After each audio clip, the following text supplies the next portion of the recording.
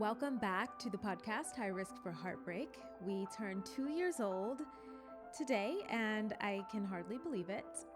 2 years of healing and talking your ears off about what it means to be a relational being, going through the throes of heartbreak and not just staying there, but also healing and trying again. All of our heartbreaks don't come by way of others. Sometimes it is us that are causing others pain, and there's definitely a reason for that. Sometimes we are our own worst enemy and other people's. So it's ever important that we don't allow heartbreaks to make heartbreakers out of us. So this season, I'm going to be discussing a lot on the nature of the heart, of God, of us and others as we continue on this forward ever journey to love and relationships. So for today's episode, we are going to start very simply. I always say that, but we'll see how it goes, and talk about our heart posture and how it matters to how we experience the world. So without further delay, let's relate.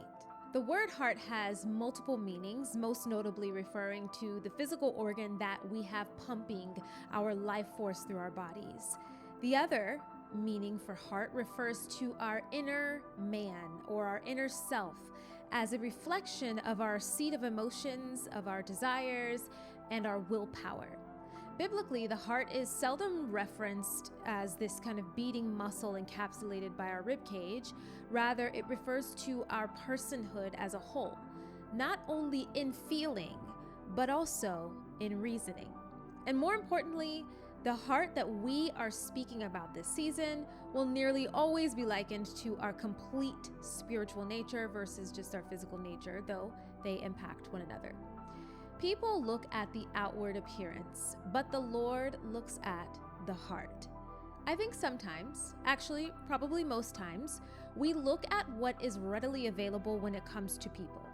We look at what is presented versus taking a moment to understand much of what we see is probably a symptom of something else. It's easy when relating to others to take the path of least resistance and build our ideals about them from that. We look at someone's outward appearance, the way that they carry themselves, the things that they have, and then we make judgments about the type of person that they probably are and whether or not we even have any interest in them.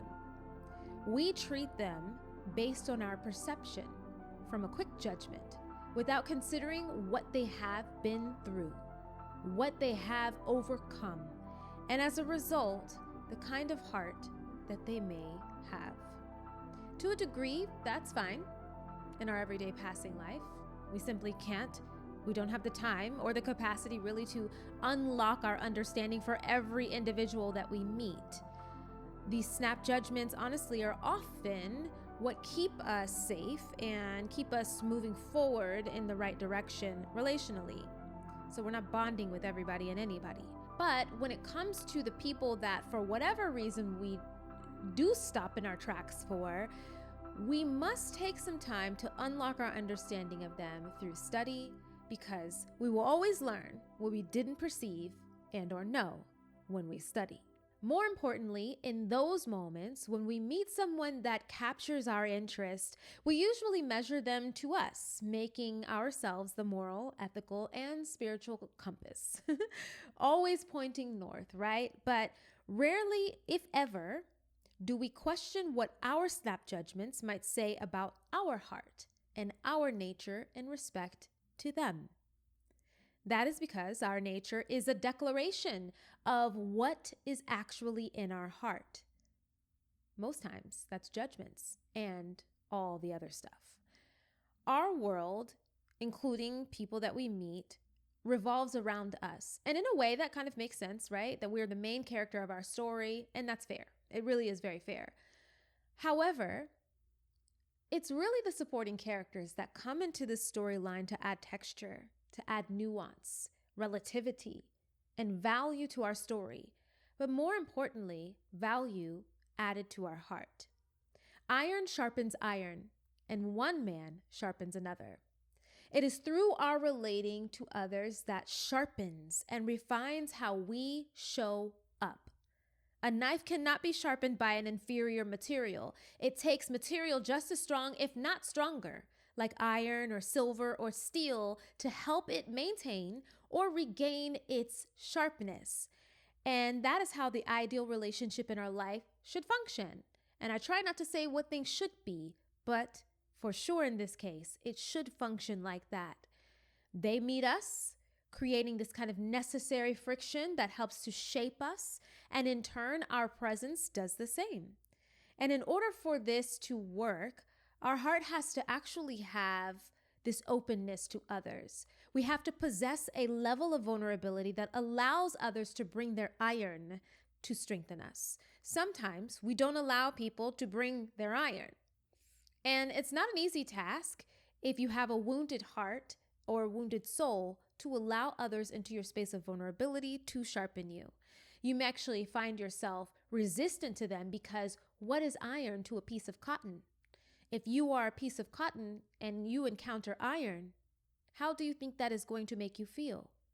So instead of this type of unequal pairing, which would be a detriment to you, your heart is going to naturally gravitate towards someone that has the same level of softness or hardness as you. And I believe many of us have experienced this type of unequal relationship. And what happens is we get more wounds unconsciously from that. And this is why it's important to examine the nature of a thing, examine its purpose, and that can only come by way of study, not necessarily judgment. We must make judgments, right? We have to judge because judgments are the expression of discernment sometimes, not all the time. So we must make judgments. So don't hear what I'm not saying. But studying, especially when we want someone in our life, is particularly important. We must take the moment when meeting people to examine them and examine ourselves in relation to them to get the proper pairing so that we don't end up with these unnecessary wounds that in turn will negatively shape or affect our hearts. The way that you interact with the world around you is an unconscious expression of how you feel about yourself, and you will project your internal view on everyone and everything else. An article by Dr. Carly Claney says, projection is a psychological defense mechanism where individuals attribute their own unacceptable thoughts, feelings, or motives to another person. Rather than confronting, challenging the emotions or impulses, a person will actually externalize them, shifting the burden to someone else. The ego will seek to protect itself in your relationships. And this matter of the mind will affect you on a heart level as well. So it's really important to not only become students of others, but also of ourselves so that we can mitigate these kind of ego back and forth interactions with people and prevent the dulling of our knife, rather promote the refining and sharpening of our knife or our hearts and minds. Otherwise, we will end up in this unconscious cycle of projection for protection.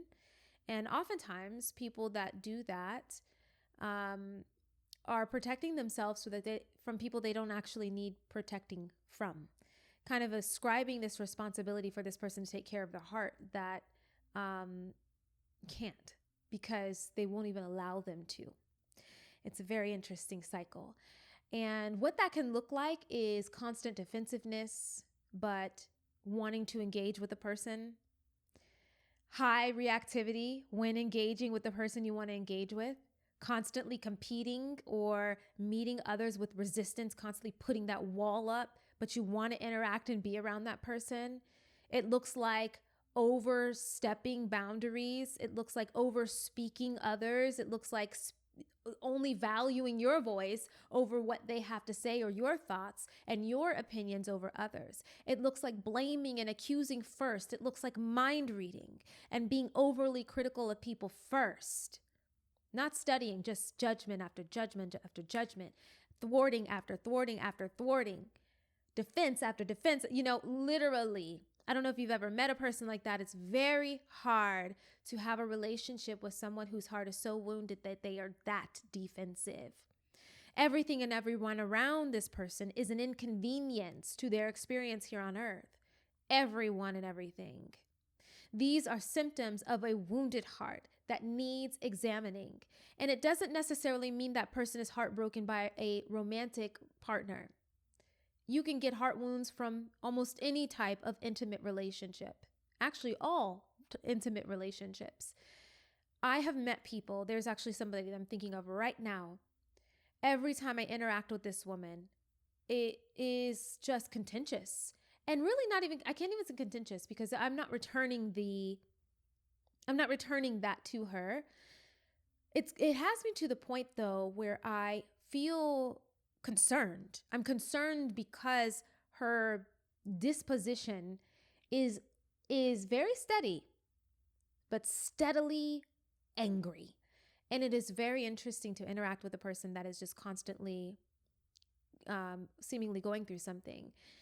In the next episode, we are going to talk about checking our hearts and discover why it is important to not only know what is going on with you biologically, but also spiritually on a heart level. I think spiritually is almost more important because the body is going to pass, but the spirit is going to live on. And so I always say we're more spirit than we are body because that spirit is going to live on forever.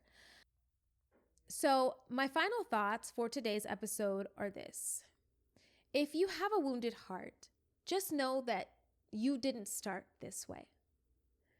God didn't intend for you to be wounded, and you don't need to end this way. For I know the plans I have for you, declares the Lord, plans to prosper you and not to harm you, plans to give you hope and a future. We were never promised a life without heartache and without pain, but we are promised to never be alone through it. Never will I leave, never will I forsake you. When you look at young children, primarily if they have gone unscathed in their earlier childhood years, and I understand there are a lot of children that don't have that privilege.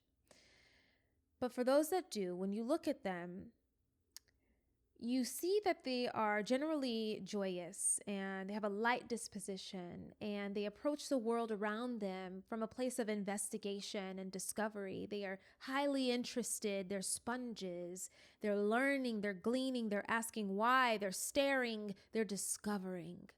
They speak like a child. They think like a child and they reason like a child. Childhood is definitely one of the greatest instances of research and development.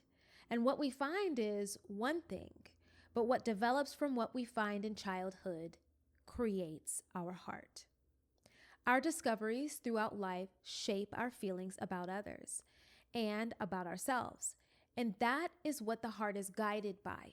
And this is why that little baby that started so innocently, that had so much future in their eyes, eventually grows up to become a grumpy, cynical old woman who is distrusting, who snaps at everyone, who can't seem to find any joy.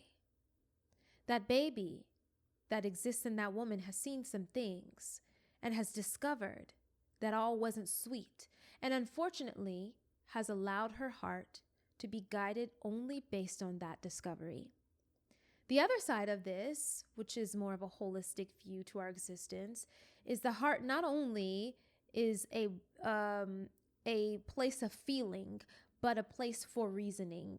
This type of heart has discovered as well, but it also authorizes with dominion how it will show up despite what it has seen. When I became a man, I put away childish ways. Your heart is an amalgamation, tragically or fortunately, of your maturing. And allowing your heart to run amok without practicing dominion or authority over the way that you show up for yourself and others relationally is not what God intended for you. He put you here literally to steward what you have, including your vessel. And that stewardship, that ownership, that management is the dominion that you are practicing.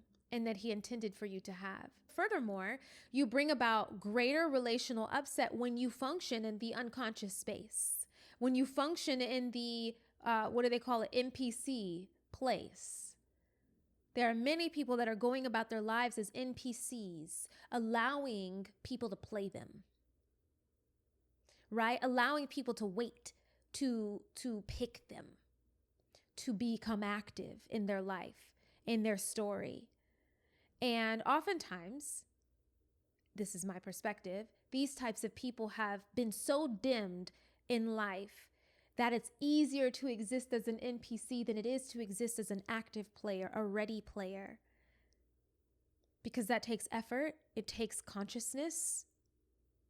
It takes consciousness. I was just telling a girlfriend, sometimes I find myself like, oh my gosh, I'm responsible for my life. I have these moments where I just like snap and I'm like, I'm responsible for all of this stuff. And though I'm managing every day, there are moments when I dissociate, and I'm like, oh my gosh, I am here doing this thing. I am here putting this all together and keeping this dog alive and myself. And I am the one that has to go, get groceries or work on my car or whatever. It is me. I'm an active player in my life. And when you function in the unconscious, as some people unfortunately are, you need someone to snap you out of it. So it takes partnering because you can't possibly see this on your own. And that is why it's good.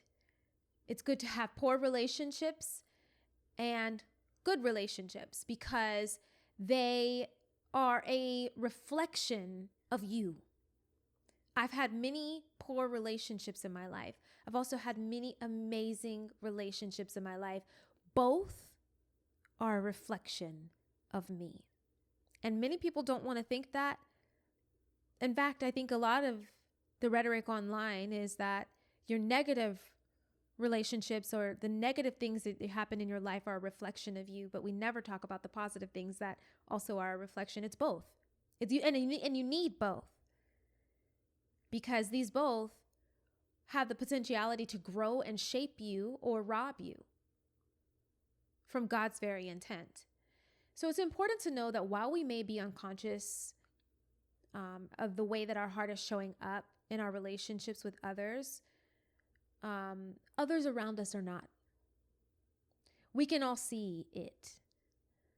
But remember, there's someone who is greater than all of us, who created us and made us, who knows the fibers of our being from beginning to end, from before to after. And God, made us with these beautiful layers, these levels to our being. Not only are we made of physical flesh, like the heart muscle that I talked about earlier, but we are also mindful beings. We have faculties that control our physical and metaphysical states. Our mind, our heart, and our soul are all active participants in our being. And even if one of these facets of us is affected, all of them are affected in totality. They all respond. So we have two mediums for help when it comes to reflecting our hearts or exposing our heart state back to us. It's our relationships with people and our relationship with God. The first one, your relationships with people will reflect back to you, and your relationship with God will reveal you to you. You have searched me, Lord, and you know me. You know when I sit and when I rise. You perceive my thoughts from afar.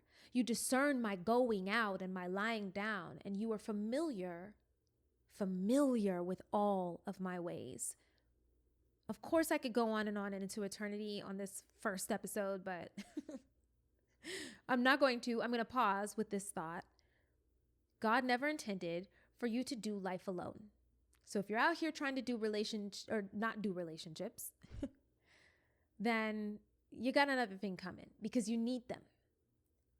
It is not good for a man to be alone. And that wasn't just speaking of a physical male man, although he was a male man, not a male man. You know what I'm trying to say? Male man. That is for all of us. We are intentioned for relationships. God showed us the first example of relationship in creation before he even created man, his relationship to his creation. He never intended for us to be alone or even to manage what he gave us, our bodies, our hearts and souls, our spirits alone. He intended for us to find our way back to him after we were separated, to partner with him in doing this life. I think about the garden when after Adam and Eve had sinned and God said, Adam, where are you? He wasn't asking Adam where he was because he couldn't find him. He was asking Adam where he was because he wanted to know if Adam knew where he was, because it's very obvious that he didn't. Did Adam know where he was in relationship to God? In relation to God? Can you find me, Adam? That separation that happened as a result of sin is why we have to find our way back so that we can have the wholeness and the full intention that God had for us. So in this next episode, we will continue to plunge quickly and deeply into the matters of the heart, discussing what it means to check your heart. I'm not going to go on any longer. I hope you guys join me next week. Of course, as always, thank you for loving yourself first so you can then go and love your neighbor. Until next time.